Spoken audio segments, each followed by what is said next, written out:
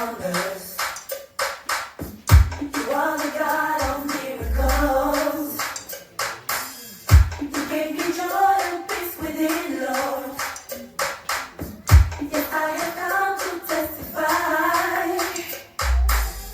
No one can do the things you do. Always on time, you never late.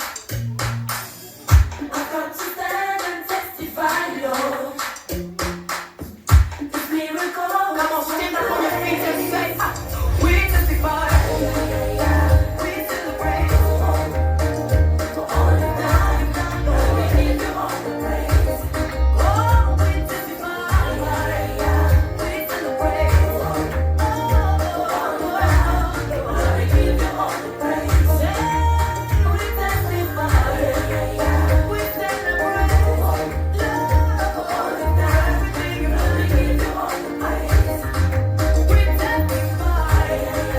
We celebrate. Oh, for all the time, Lord, we give you all the praise. You stood by me, you stood by me when no one could. I'm gonna say you are the love that never leaves. I am here to testify, Lord, of how you took away my shame. Now listen, you made something out of nothing. Hey, I can't deny your love for me. I can't deny your love for me. I'm in a lost for words. I'm in a lost for words. Life is not the same again. We testify. We celebrate. We celebrate. For all you've done, Lord. We give you all the praise. We testify. We celebrate. Yeah. For all you've done, Lord. We give you all the praise. We testify. For everything, Lord. For all you've done, Lord. We give you all the praise. We testify. We celebrate. We celebrate. We celebrate. Lord, we give you all the praise. Unayeshimisha Yesu, this is my day of victory. For everything you've done for me, I gotta stand and testify. Unayeshimisha Yesu, this is my day to celebrate. For everything you've done for me, I gotta stand and testify. I gotta dance and testify. Come on, come on, come on.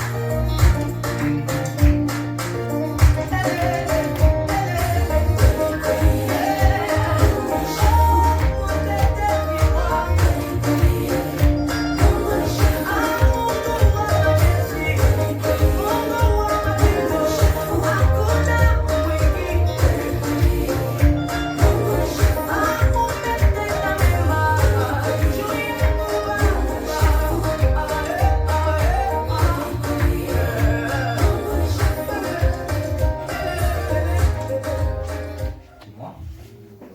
For those of you who don't know me, I'm going to present one poem written by myself, Nehemiah. It's a godly poem. I hope you can pick up some points.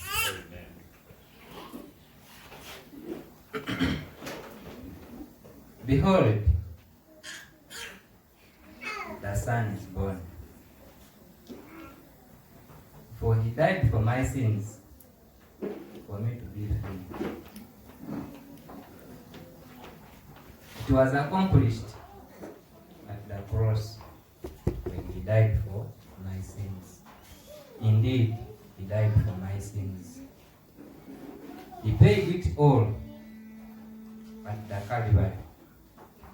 For me to boast, but how can I boast? Indeed, how can I boast when I don't boast in Christ alone?